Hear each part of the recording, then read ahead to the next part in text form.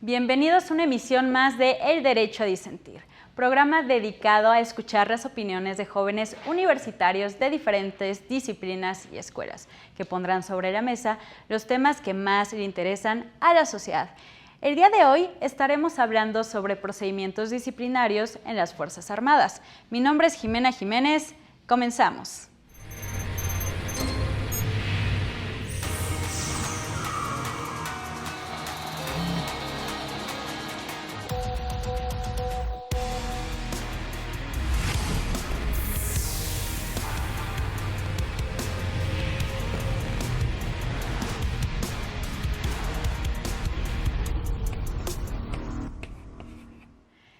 Un miembro de las Fuerzas Armadas fue denunciado por parte de un aspirante por hechos de acoso sexual. Tanto el Consejo de Honor Ordinario como el Superior de las Fuerzas Armadas lo consideraron culpable y como sanción ordenaron su baja en la milicia. El militar interpuso varios recursos y amparos alegando, entre otras cosas, que el Consejo de Honor era incompetente para juzgarlo, ya que se trataba de una controversia en la cual estaba involucrada una civil. Por lo tanto, el asunto no era de competencia del fuero militar, sino del civil. El asunto llega a la segunda sala de la Suprema Corte por medio de un recurso de revisión al juicio de amparo indirecto, y es así como la segunda sala resolvió sobre la inconstitucionalidad del artículo 29 de la Ley Orgánica de la Armada, tomando en cuenta la Constitución y precedentes de la Corte Interamericana de Derechos Humanos. Para hablar de este tema nos acompañan Isabela Barrenechea, de Derecho del TEC de Monterrey, Paula Argüello, de Derecho del ITAM, Víctor Fuentes, de Derecho del UNITEC, y Emiliano Soto, de Inteligencia Estratégica de la Universidad Anáhuac. Hola, bienvenidos a todas y a todos que nos están acompañando aquí. Yo creo que para irnos familiarizando con el tema es importante saber qué pasó. ¿Por qué hoy vamos a estar hablando de esto? ¿Cuáles son los hechos que antecedieron esta sentencia? Para esto voy a pedir apoyo a Isabela. Bienvenida a este programa. A ver si nos puedes narrar los hechos, cómo fueron sucediendo las cosas y cómo llegó el asunto a la Corte. Bueno, primero, muchísimas gracias por tenerme aquí el día de hoy. Me hace muy feliz estar aquí con todos ustedes.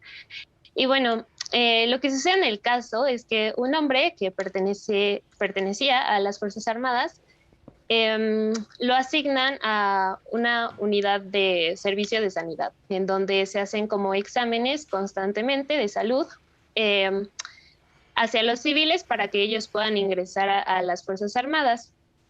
Es como una especie de reclutamiento, pero pues tienen que pasar por fases distintas, ¿no? Y una de estas fases es esta fase de salud. ¿Cómo es que se encuentran ellos de salud?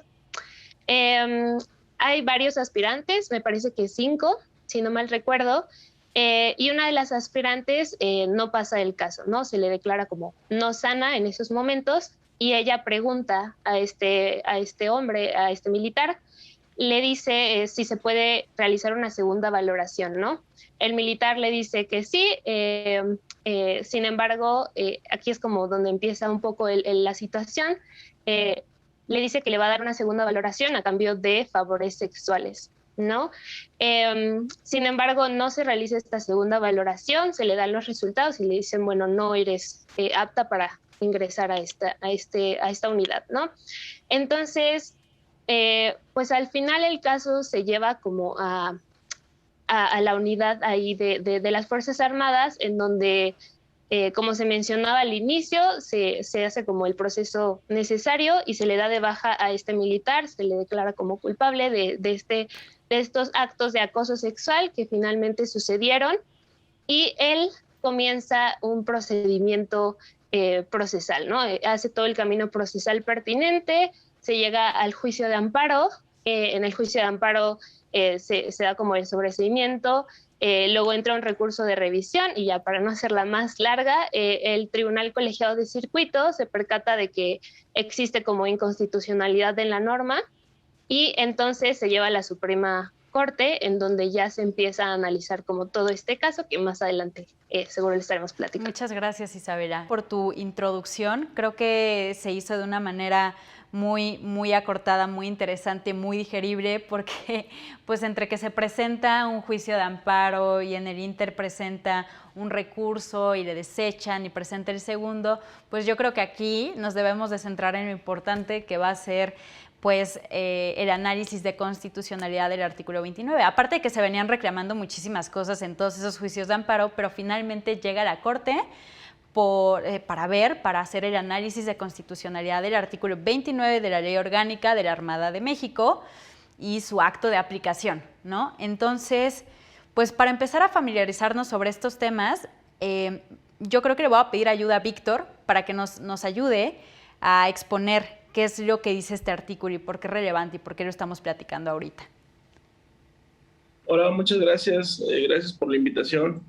Sí, aquí, después de los hechos que narró nuestra compañera Isabela, bueno, este artículo 29 de la Ley Orgánica de las Fuerzas Armadas le da competencia a sus órganos internos, a los consejos de honor y justicia, para conocer, investigar y, en su caso, sancionar infracciones o conductas que tengan como consecuencia una infracción administrativa por parte del personal castrense. Por ende, cuando se denunciaron estos hechos, con fundamento en este artículo 29, el Consejo de Honor y Justicia de esta autoridad castrense pues inició con sus facultades de investigación y, en su caso, sanciona a este personal castrense que cometió infracciones administrativas. En efecto, como bien comentas, este artículo le da las facultades a las propias autoridades de la misma Fuerza Armada para investigar estas faltas, ¿no? Entonces, a ver, vámonos con Paula. ¿Por qué estaría mal darle la facultad o por qué se está controvirtiendo que se le dé la facultad a las propias autoridades castrenses que investiguen a sus propios miembros? ¿O por qué? ¿Cuál es el problema en esto? Hola, muy gracias por recibirme, un placer estar con ustedes otra vez. Pues el problema no es que las autoridades militares investiguen a sus propios miembros. El problema central de la litis es que el artículo permite que resuelvan de casos en los que hay civiles implicados, ¿no? En este caso en particular, la chica que sufrió acoso sexual es una civil y a la persona a la que se le acusa es un militar. Entonces, una falta de un militar a un civil, y eso ya entra fuera de lo que debería ser la competencia militar. En efecto, es justamente todo esto lo que se está controvirtiendo. No es que haya un problema de que las propias autoridades estén investigando pues que los militares incurran en alguna falta, sobre todo en una falta administrativa, sino que no pueden tener esta competencia cuando hay algún civil involucrado. Y en este caso, como esta chica justo pues no era miembro de las Fuerzas Armadas, estaba intentando ser miembro de las Fuerzas Armadas, eso queda claro, pero seguía siendo una persona civil, pues. Entonces, es por eso que lo que se controvierte es que no se puede extender esa competencia de las propias autoridades militares cuando están involucrados civiles. O sea, sí lo pueden hacer cuando es el militar haciendo sus cosas de militares y con sus bienes militares, ¿no? Pero no cuando ya hay alguna civil involucrada. Pero bueno, a todo esto quisiera irme con Emiliano para preguntarle qué opina de la sentencia o de esto que hemos ya estado platicando en esta breve introducción del caso. Pues no, muchas gracias por tenerme aquí de nuevo. O sea, honestamente a mí me parece hasta cierto punto injusto que, a ver si el sujeto activo fue alguien de las Fuerzas Armadas, entonces se debe buscar como alguien de las Fuerzas Armadas, porque con lo que controvertía era el artículo 13, que era que un civil iba a ser juzgado por tribunales especiales. Pues se me hace injusto que se le hayan parado y se le haya considerado como el artículo 13 en vez de ser juzgado propio por los tribunales militares. O sea, ¿tú consideras que sí tuvo que haber aplicado la jurisdicción militar en este caso? ¿Por qué? Porque está el militar ahí involucrado, ¿no? Sí, porque el que cometió el delito fue militar, aunque la víctima haya sido un civil, el propio militar fue el que cometió el delito. Ok, ¿y hay alguna razón en especial por lo cual creas que esto es algo injusto? Es un militar, Ok. Tiene que ser juzgado por militares al cometer un delito, aunque la víctima haya sido militar o civil, sigue siendo él. Ok, militar. claro, porque pues cambiaría un poquito la visión si se juzga de alguna otra forma, podría ser. Mira, tienes un punto que justo viene contradiciendo todo lo que dice la sentencia, lo cual está perfecto para que podamos hablar desde cero por qué sucede este tipo de casos y por qué la sentencia resolvió como resolvió. Paula, ¿quieres ahí agregar algo, no?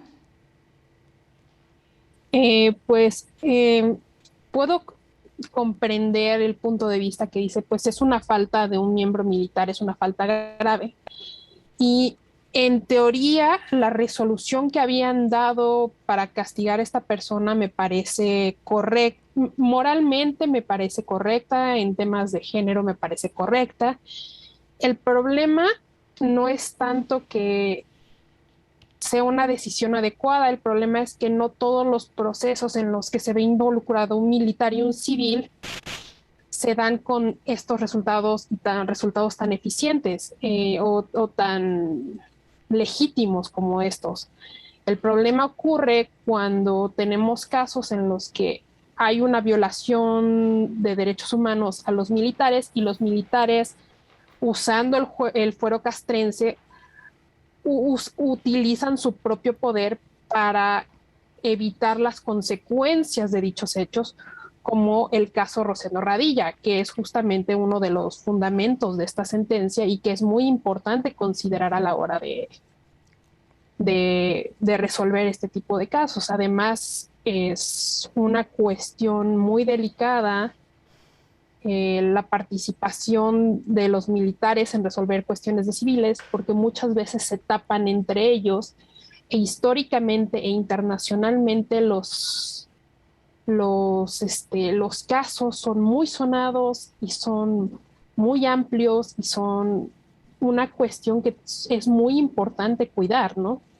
Claro, por supuesto, concuerdo totalmente con lo que estás diciendo. Es algo súper controversial, tan controversial que en su momento en México, como bien comentas, se tuvo que resolver esta cuestión hasta la Corte Interamericana. O sea, el asunto tuvo que llegar hasta la Corte Interamericana para que se resolviera. ¿Por qué? Porque aquí adentro no nos poníamos de acuerdo, ¿no? Entonces se tuvo que acudir a un tribunal internacional para dilucidar este tipo de cuestiones, porque pues está este debate entre lo que dice Emiliano, muy válidamente, y entre lo que tú estás exponiendo también, Paula. Isabela, ¿querías agregar ahí algo? Sí, justamente, bueno, yo igual difiero un poco con Emiliano en este caso porque creo que cuando hablamos de militares y de civiles ya existe de alguna manera una desventaja, ¿no? En el juicio, porque el civil se ve de alguna manera desprotegida, en este caso, la civil porque se enfrenta a completamente militares, ¿no? Entonces creo que aquí existe una desventaja y aquí entraría un poco toda esta cuestión de perspectiva de género, ¿no? Incluso ver en qué lugar estaba la víctima cuando sucedieron las cosas, ¿no? Su estado de vulnerabilidad ante la situación, y creo que ahorita es como un tema bien importante que no hay que dejar como de lado.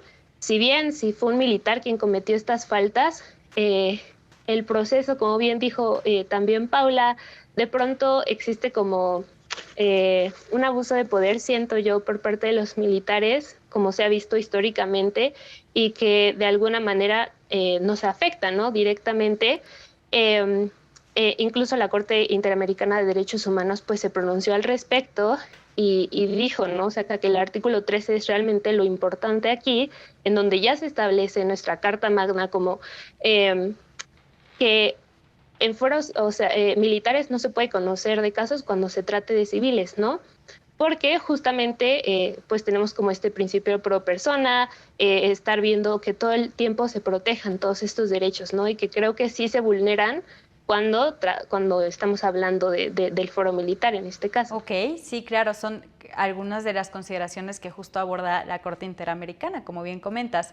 Y no quisiera pasar al siguiente tema, a la siguiente pregunta, sin antes pues preguntarle a Víctor su opinión sobre esto que hemos estado comentando.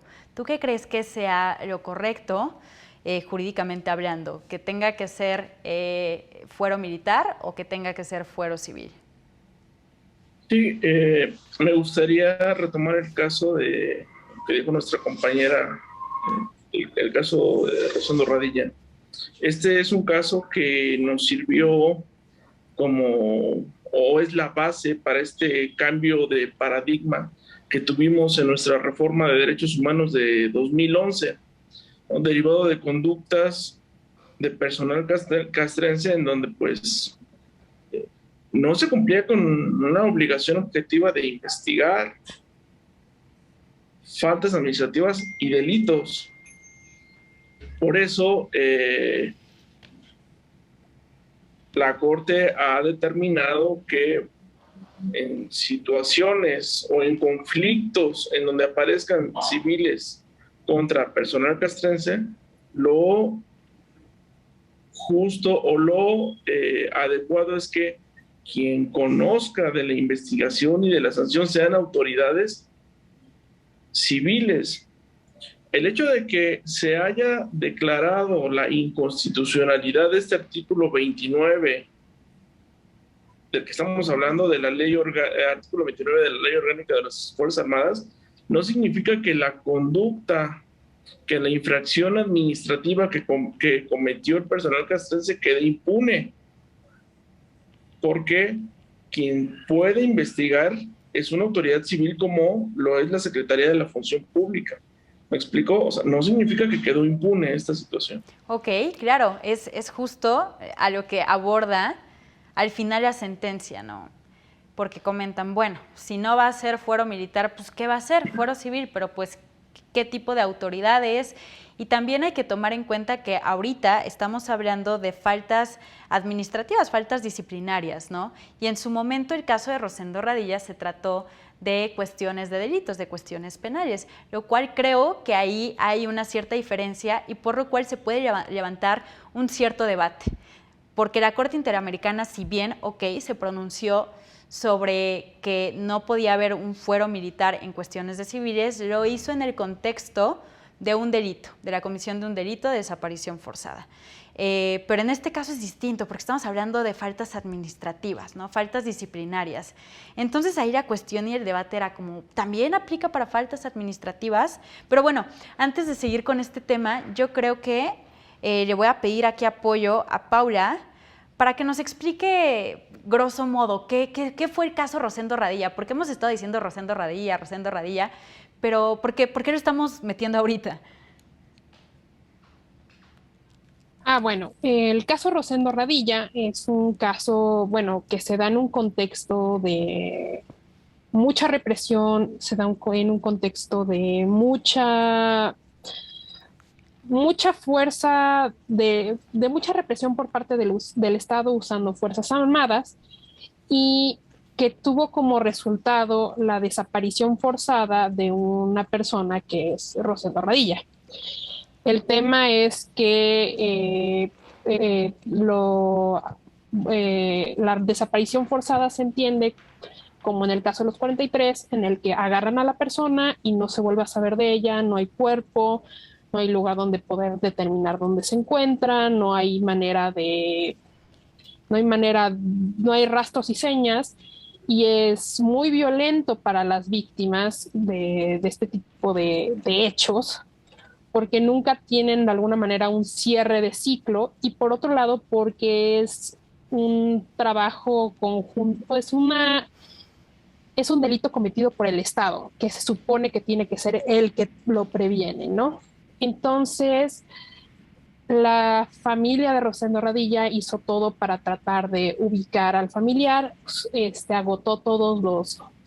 agotó los procedimientos habituales aquí en México, nadie les daba respuesta y se tuvieron que ir a la Corte Interamericana para resolverlo, ¿no? Y es ahí cuando sale esta sentencia que dice, oigan, no hay manera de que se siga llevando esta situación en México como se está llevando, ¿no? Claro, en efecto, como bien comentas, fue un caso, creo que desaparición forzada, no voy a mentir en los años, pero pues ha de estar de los 90s a la fecha, si no es que antes.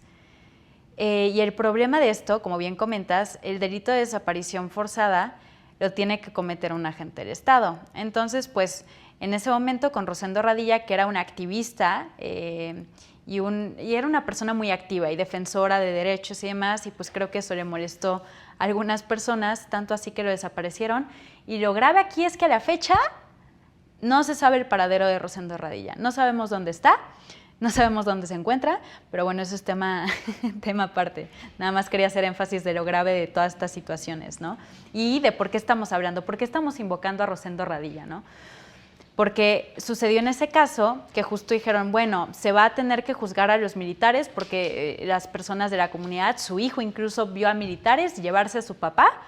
Entonces dijo, fueron los militares, y ahí dijeron, bueno, vamos a ver esta cuestión por medio del fuero militar. Y finalmente decían que sí, que no, qué autoridad lo tiene que ver, si realmente es una instancia civil o es una instancia militar. Y pues como bien comentan, la Corte Interamericana al final resolvió que cuando hay civiles involucrados, en este caso Rosendo Radilla, pues no puede haber fuero militar, por todas estas cuestiones que ya habían dicho, ¿no? Y yo quisiera aquí agregar lo que dice la Corte Interamericana para ver si convencemos a Emiliano. Pues bien comentan que pues, el fuero militar se utilizó durante muchísimos años, sobre todo en tiempos de guerra. Pero después empezó a caer en desuso porque pues, ya nos encontramos supuestamente en tiempos de un poquito más de paz. Entonces el fuero militar ha caído un poquito más en desuso y tiene que ser muy, muy, muy limitado, ¿no? Para ciertos casos. No tiene que hacerse de forma amplia ni usarse para todo. Entonces, pues justamente, dice la Corte Interamericana, tiene que ser así. ¿Por qué? Porque si no se estaría afectando el derecho a un juez natural, se estaría afectando el debido proceso y por ende el acceso a la justicia, es lo que comenta. Pero, a ver, Emiliano, te doy la palabra a ver si logramos convencerte o no. Ahí también estoy como en un punto medio porque es cierto, o sea, puede haber como encubrimiento por parte de las Fuerzas Armadas dentro de los dos, en eso estoy de acuerdo con mis compañeras y por eso estoy de acuerdo en que no se le juzgue como militar. Pero también siento que deja mucho en interpretación o que deja cada caso independiente porque no para qué está la ley. Pues claro, siempre debe haber una supremacía constitucional. Eso no cabe duda.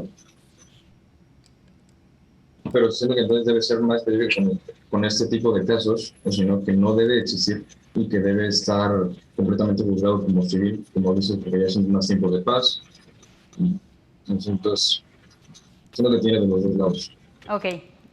Y hablo como desde un punto de vista ideal, porque es cierto, o sea, pasan cosas detrás de las cuestiones que nosotros no nos enteramos, se pueden ocurrir todo lo que ellos quieran, y en eso estoy de acuerdo en que, por eso estaría de acuerdo en que no se le juzgara con un artículo de la ley oral. Ok. Bueno, ahí ya vamos a medias intentando convencerte. Aquí yo quisiera saltar con una pregunta que creo que Víctor va a ser el ideal para respondérmela, porque tengo una duda. O sea, como bien comentabas, la autoridad civil que pudiera juzgar este tipo de cuestiones, como faltas administrativas, pudo haber sido la Secretaría de la Función Pública. Y posteriormente, si salta a otra instancia, pues ya son tribunales administrativos. Pero hay que recordar que también hay, pues, aquí una cuestión que también es considerada delito, que tengo mis dudas que si fue realmente acoso sexual, en el tipo penal de acoso sexual o realmente se trata de un hostigamiento sexual si estás pidiendo favores sexuales. Pero bueno, todos estos temas los quiero platicar contigo, Víctor, porque creo que nos vas a poder dilucidar un poquito más sobre esta cuestión, pero esto después del corte, porque ya nos vamos al corte de este primer bloque del programa de El Derecho a Disentir, donde estamos hablando sobre los procedimientos disciplinarios de las Fuerzas Armadas. No se vayan, estamos de vuelta. Regresamos a El Derecho a Disentir, donde estamos hablando sobre una sentencia bien importante de la segunda sala sobre los procedimientos disciplinarios de las Fuerzas Armadas. Y pues bueno, retomo la pregunta que estaba comentando antes de irnos al corte, aquí con Víctor. Si bien se trata de una cuestión de procedimiento disciplinario, yo creo que también se puede haber aplicado por la vía penal. Si la chica hubiera querido denunciar, creo que hubiera podido hacerlo. Víctor, ¿qué opinas? Por supuesto, claro que la conducta desplegada por el personal castrense, por el sujeto activo, claro que podría encuadrar perfectamente en algún tipo penal y por ende darle vista a un ministerio público para que, con fundamento en el artículo 21 constitucional, bueno, iniciara sus facultades de investigar y en un momento determinado llevar esta situación ante un juez penal para solicitarle la aplicación de una sanción penal a la par del procedimiento administrativo disciplinario. No son excluyentes. Muchos dirían, bueno, es que se está violando el principio de ne bis in idem. No se viola el principio de ne bis in idem siempre y cuando las sanciones que se impongan sean de diferente naturaleza. Porque en el procedimiento administrativo disciplinario lo destituyeron y en materia penal, bueno, la sanción seguramente iba a ser una sanción privativa de la libertad. Si bien es cierto, son dos sanciones, pero de diferente naturaleza.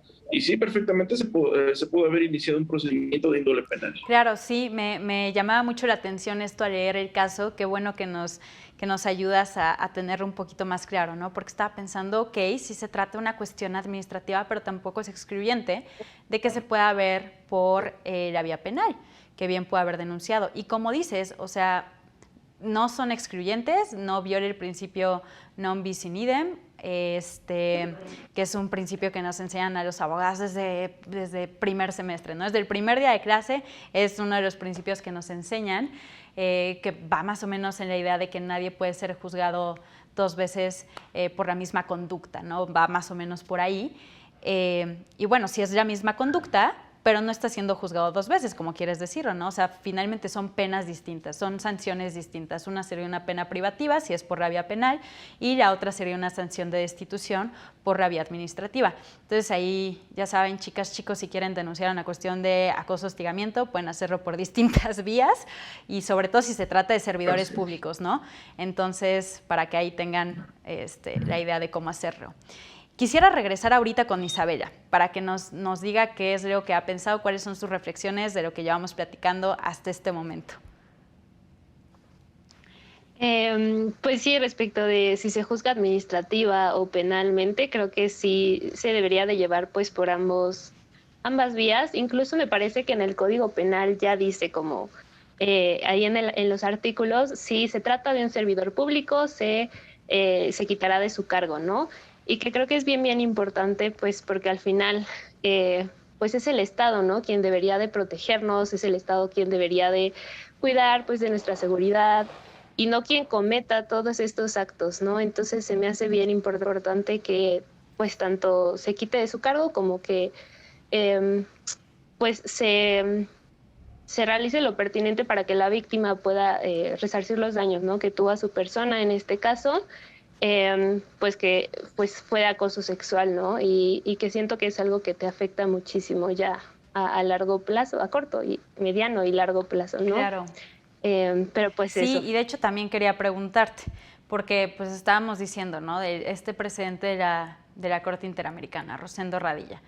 Y pues ya había un criterio unificado, tanto de la Corte Interamericana que cabe aclarar que las sentencias de la Corte Interamericana son obligatorias para el Estado mexicano, inclusive aunque no haya participado en la controversia. Digo, en este caso sí participó porque sí se juzgó al Estado mexicano, pero no sé si este caso hubiera sucedido en Chile, las consideraciones de la Corte Interamericana serían obligatorias para el Estado mexicano aún así, gracias a la contradicción de tesis 293 de aquel 2011. Pero bueno, lo que te quería preguntar, ya me estaba yendo hacia otro tema, lo que te quería preguntar es que, ok, ya hay precedente conforme a que no se puede juzgar una situación en el fuero militar si hay civiles involucrados, pero esto solamente se había dado a la luz de delitos, como habíamos comentado, el delito de desaparición forzada, lo que sucedió en aquel caso. Pero explícanos un poquito qué es lo que hace la sentencia aquí. O sea, amplía esta cuestión, amplía este criterio también para tratarse de faltas administrativas, de faltas disciplinarias y bueno, si tienes alguna opinión al respecto. Sí, bueno, es que el artículo 13 constitucional no distingue de civil o administrativo, de materias en general. Solamente dice que cuando se trate de civiles, el foro militar pues no puede conocer de los casos. En ninguna de las materias. Sí, exacto. Yo al menos lo entendí como general, ¿no? Hacia todas las materias. Y aquí el error pues fue o radica en el artículo 29 de la Ley Orgánica de la Armada de México, porque se realiza una redacción errónea, asumiendo que las Fuerzas Armadas sí pueden conocer, sí pueden resolver y sancionar respecto de las faltas graves en contra de la disciplina naval, ¿no? Y luego la sentencia dice, bueno, no se puede de alguna manera como asumir que ya se excluye a los civiles en este artículo, y al final determinan que no, o sea, que no se puede como asumir esta situación, y que sí se debe de poner expresamente que cuando se trate de civiles no puede conocer, ¿no? Porque justamente como que las Fuerzas Armadas pues lo interpretaron de la manera equivocada, afectaron pues a tanto al militar como a la civil en este caso, y por eso es que se declara al final como inconstitucional, ¿no? Porque no menciona expresamente que no se puede conocer de civiles y da como esta doble interpretación. Entonces, pues básicamente fue eso. Claro, en efecto, bien lo menciona la sentencia, ¿no? El artículo está redactado de forma tal que es absoluto, ¿no? Que estas fuerzas, estos órganos administrativos de la fuerza castrense pueden tener competencia para investigar, para conocer de todos los asuntos, ¿no? Ni siquiera hacían como una distinción solamente tratándose de militares, cuando estén involucrados bienes militares, ¿no? Como idealmente debería estar redactado, sino que era una cuestión más absoluta. Y ahí la Corte, aquí quisiera rebotar esta idea con Paula, ahí la Corte lo que intenta hacer en una parte es decir, bueno, vamos a ver si se puede rescatar la constitucionalidad de este artículo. Vamos a ver si hay alguna forma de poder interpretarlo de alguna forma. Y a esto le llaman interpretación conforme, ¿no? En los tribunales constitucionales, los tribunales constitucionales lo que pueden hacer es declarar inconstitucionalidad de una norma o reconocer su constitucionalidad, su validez. Pero no es así en términos absolutos. Cuando reconocen la validez de un artículo, no quiere decir que tal cual el artículo como está redactado es constitucional, sino que va a ser constitucional siempre que se entienda de la manera que está diciendo la Corte, que es lo que hablan de interpretación conforme. Pero pues quisiera rebotar esta idea con Paula y nos platique un poquito más sobre lo que se intentó hacer con la interpretación conforme. Bueno, el tema con declarar inconstitucional un artículo de una ley es que siempre es una vía un poquito más larga, y lo que idealmente se quiere es mantener el sistema relativamente unido, tener un sistema más o menos más estable, ¿no? Y si hay que estar quitando constantemente por dimes y diretes a algún artículo, pues genera problemas y puede generar incluso vacíos jurídicos, que es lo que se quiere evitar. Entonces, la interpretación conforme entra para ver si se pueden rescatar algunos artículos a través de la interpretación, y nada más guían a las autoridades, guían a otros jueces, guían a los tribunales para que se sepa cómo se tiene que interpretar ese artículo, cuáles son las implicaciones y en qué sentido se puede entender de ciertos artículos. El tema con el artículo 29 es que no daba margen para interpretación conforme. Todos los ángulos que mostraban daban a entender que, que había posibilidad de que hubiera un fuero militar para resolver asuntos, incluso cuando hubieran civiles involucrados. Y ese era el problema, no había manera de rescatarlo y decir, no, es que si se interpreta de esta manera se puede salvar. Y eso y eso lleva principalmente a que se declare inconstitucional, ¿no? En efecto, lo expones súper bien porque justamente lo que se intenta hacer es partir de un principio, una presunción, le dicen presunción de constitucionalidad, perdón. Es asumir que pues, lo que hace el legislador está bien, ¿no? Y que de inicio no puedes estar declarando la inconstitucionalidad de todo. Si se equivocaron en una coma o como detallitos muy tontos, pues no puede estar declarando la inconstitucionalidad. Lo ideal es que no se declare la inconstitucionalidad, como dices, ¿no? Mantener un sistema unido.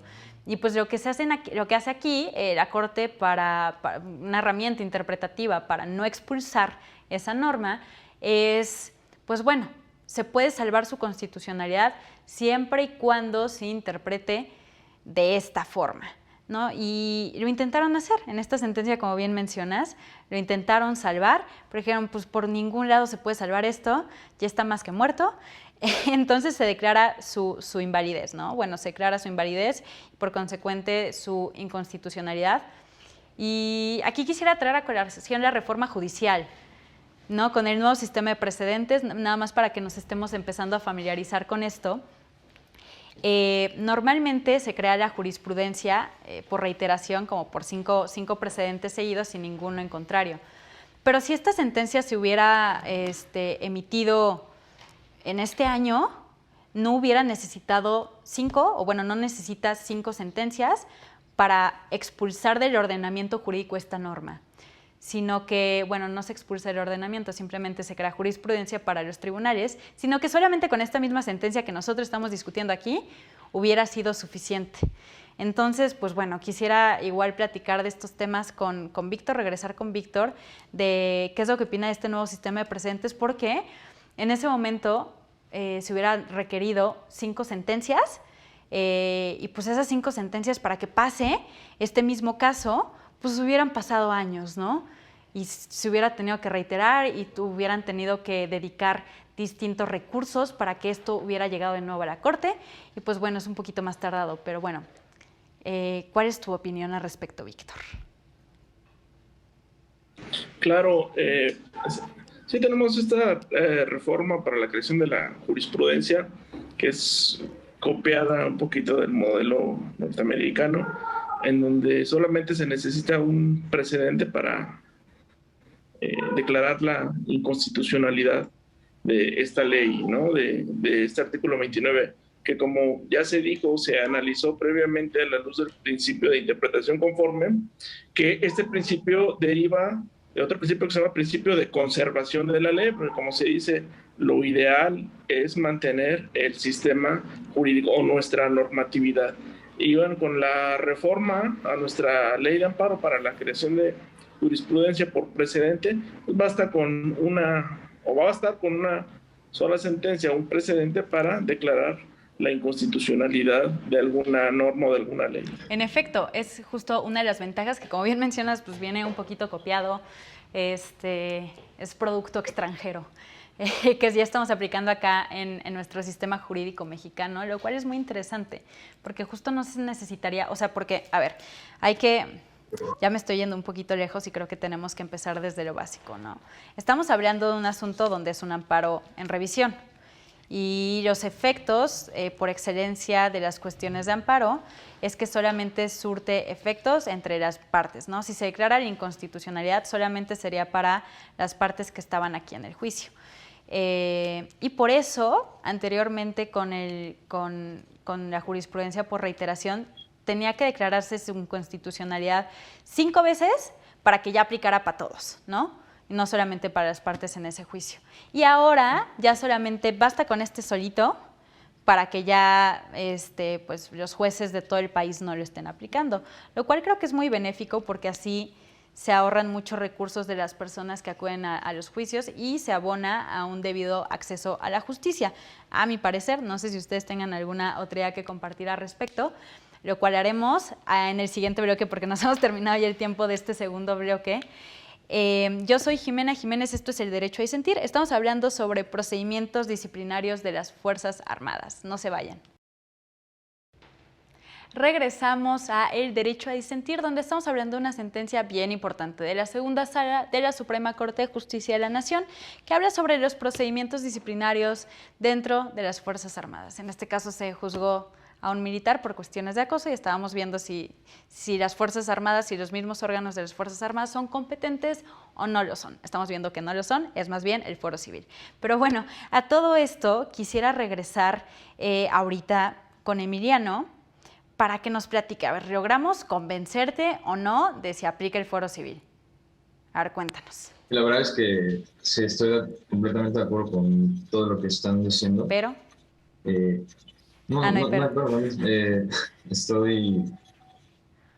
estoy convencido de que debe ser del Foro Civil, también porque siendo que es necesario distinguir entre si es una falta administrativa y un delito, porque también, como decía Isabela, en el Código Penal ya viene fijo, si es un servidor público, está en los jueces, tal sanción, tal procedimiento. Y también no siento que sea tanto un problema de interpretación de leyes, siendo que es más como la ley en sí, la manera en la que la ley da paso a lo que se interprete como se lea, o sea, no tanto debe ser tal, pues no, es muy ambiguo. Exacto, justamente le estás dando el clavo porque es lo que dice la sentencia. O sea, realmente esto no se puede salvar. O sea, por la interpretación que tú le quieras ver a este artículo, esto no se puede salvar. O sea, es abiertamente inconstitucional porque es muy ambiguo. Porque, bueno, no es ambiguo, más bien podría decirse súper inclusivo. O sea, ¿por qué? Porque da todos los fueros a los órganos militares. Digo, siempre si hay involucrado un militar, si un civil, o sea, no establece ningún matiz. Entonces, por esa misma razón, es abiertamente inconstitucionalísimo este artículo y finalmente, pues, concluye en lo que tú estás comentando muy oportunamente, Emiliano. Aquí me voy con Isabel, ¿no? Para últimamente tocar los derechos que se veían alegados en un principio y que dijeron, pues bueno, este artículo resulta violatorio de estos derechos en específico, que tienen que ver con el acceso a la justicia, pero pues cuéntanos un poquito sobre estos derechos, Isabela. Sí, bueno, se vulneran varios principios, varios derechos, como por ejemplo el del debido proceso, ¿no? Que se lleve a cabo de manera adecuada. También toda esta cuestión del derecho a un juez natural, que es básicamente que solo me puede juzgar el juez que permite la ley, ¿no? Nadie más. Se vulnera este principio pro persona que pues busca proteger a la persona, vaya, en todo momento, en el juicio. Y bueno, pues básicamente como todas estas garantías judiciales se ven vulneradas al no llevarse a cabo en la instancia correcta. Y en la competencia correcta. En efecto, y todos estos son derechos y principios no solamente contemplados en nuestra Constitución, que sí lo están ahí, pero también en la Convención Americana sobre Derechos Humanos, que cabe aclarar que también es parte de nuestro ordenamiento jurídico estos tratados internacionales en materia de derechos humanos a los que el Estado mexicano se haya suscrito. Entonces, pues bueno, nos aplica directamente y me llama mucho la atención lo del derecho a ser juzgado por un juez natural, ¿no? Y bien mencionan que pues no pueden establecerse tribunales especiales para juzgar algún tipo de cuestión en específico, que es mucho lo que se alega en la cuestión internacional en este tipo de cuestiones. Y pues bueno, vemos que este asunto está íntimamente relacionado con el acceso a la justicia en distintas facetas, como bien menciona Isabela, desde un debido proceso, que es parte del acceso a la justicia, tener acceso a un recurso adecuado, efectivo también, también a lo del juez natural que estamos comentando. Pero bueno, sin más, quisiera dar paso a una ronda de conclusiones con ustedes sobre esta sentencia. Finalmente, si les agradó cómo se resolvió, si no, cuáles son sus reflexiones finales. Víctor, empiezo contigo. Muchas gracias. Sí, yo estoy totalmente de acuerdo con la sentencia. Se resolvió el asunto conforme a los principios constitucionales. Y lo más importante es que, bueno, nuestro máximo tribunal dio pauta a que toda la normatividad que le permita o que le conceda facultades a un órgano interno de control castrense, como pueden ser los consejos de honor y justicia, para investigar y juzgar, ya sea faltas administrativas, como en este caso, en donde se ven involucrados civiles con personal castrense, puedan ser declaradas inconstitucionales. En efecto. Bueno, muchísimas gracias por tus conclusiones, Víctor.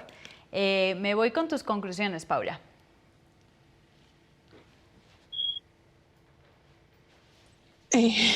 Bueno, mis conclusiones, yo quedé bastante satisfecha con la manera de resolver de la Suprema Corte en este caso.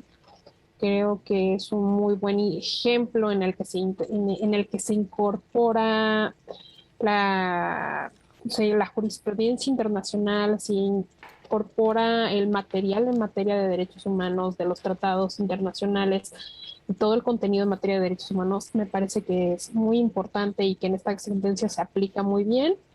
Creo que el ejercicio de argumentación y de estudio de la inconstitucionalidad está muy bien hecho y creo que vale la pena seguir estudiando el debate porque no es una cuestión menor, y sobre todo cuando las fuerzas militares tienen un rol tan central ahorita en el país, cobran importancia, ¿no? Justamente es lo que estaba pensando, Paula, me robaste las palabras de la boca, porque estaba pensando, a ver, o sea, se trata de un asunto donde están involucrados militares, los que se supone que pues velan por nuestra seguridad, ¿no?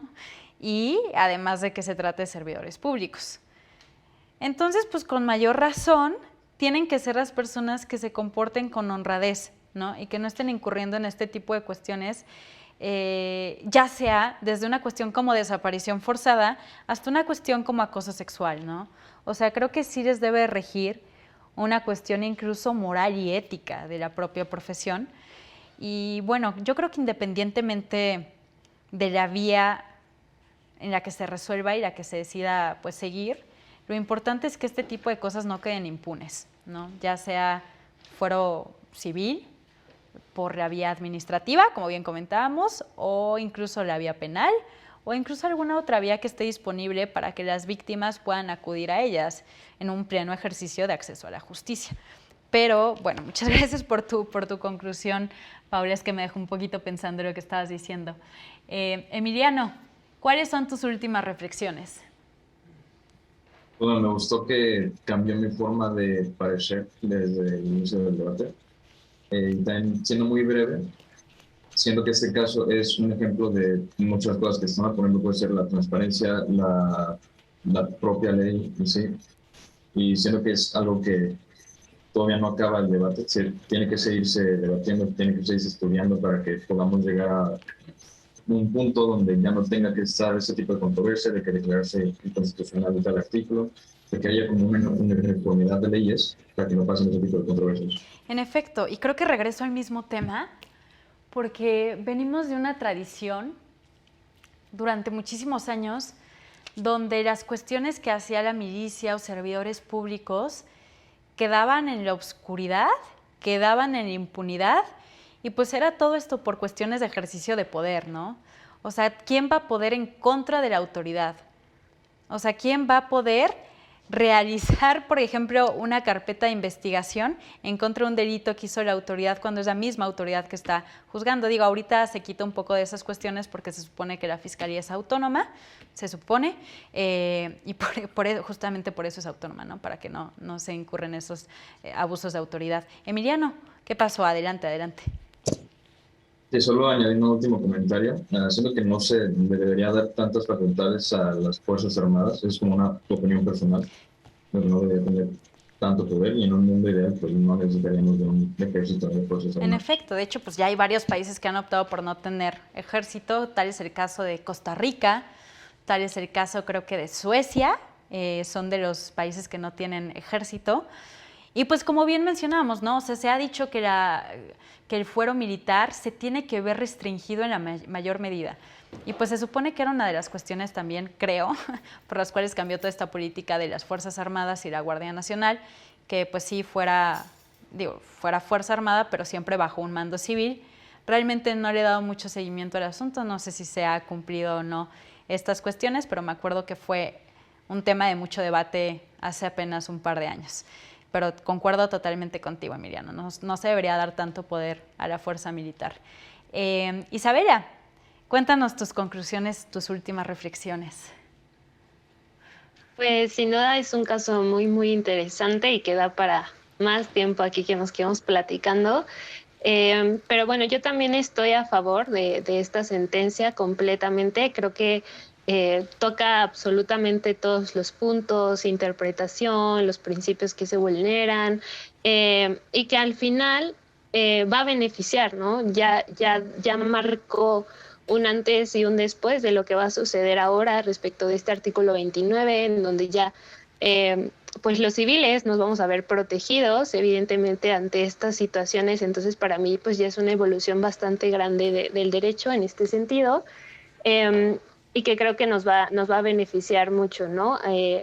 Entonces, pues eso, estoy a favor de la sentencia, concuerdo con absolutamente todo y creo que sí es un parteaguas de cambio, porque sí, como se mencionó a lo largo de todo este debate, tristemente las Fuerzas Armadas, pues sí tienen ahí cuestiones medio turbias, diría yo, en cuanto a cómo se llevan los procesos, como este abuso de poder que de pronto llegan a tener con las personas, etcétera. Entonces creo que de esta manera se limita ya completamente su intervención con nosotros y ya se puede pues realizar una justicia más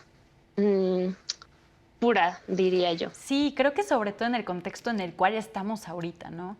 Donde por lo menos podemos ver que son los militares los que ahorita tienen facultades de realizar tareas de seguridad pública, o sea, de seguridad civil, lo que le correspondería a los policías comunes y corrientes.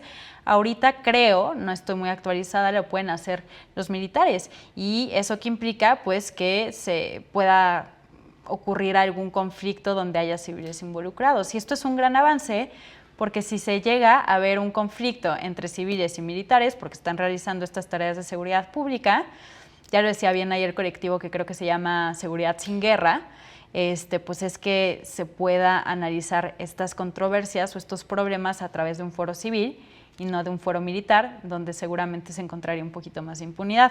Afortunadamente no fue el caso. Afortunadamente desde el foro militar ahí se le declaró culpable, lo cual da un poquito más de esperanza. Pero aún así no hay que cantar victoria y hay que seguir con los ojos bien abiertos ante este tipo de situaciones. Pero bueno, me dio muchísimo gusto tenerlos en este foro y platicar con ustedes. Creo que fueron participaciones muy enriquecedoras. Y realmente creo que es un tema que nos debería competir a todos. Digo, aunque no todos estemos involucrados con fuerzas militares, pues finalmente somos civiles que probablemente en un futuro vamos a estar, bueno, esperemos que no, pero que podríamos estar involucrados en alguna cuestión, una controversia donde un militar esté participando, ¿no? Y ya sabemos qué hacer, que es lo importante de estar analizando estos cuestionamientos y esta sentencia. Pero bueno, yo soy Jimena Jiménez, esto fue El Derecho y Sentir, donde hablamos sobre una sentencia de la segunda sala en cuanto a los procedimientos disciplinarios de las Fuerzas Armadas. Nos vemos a la próxima.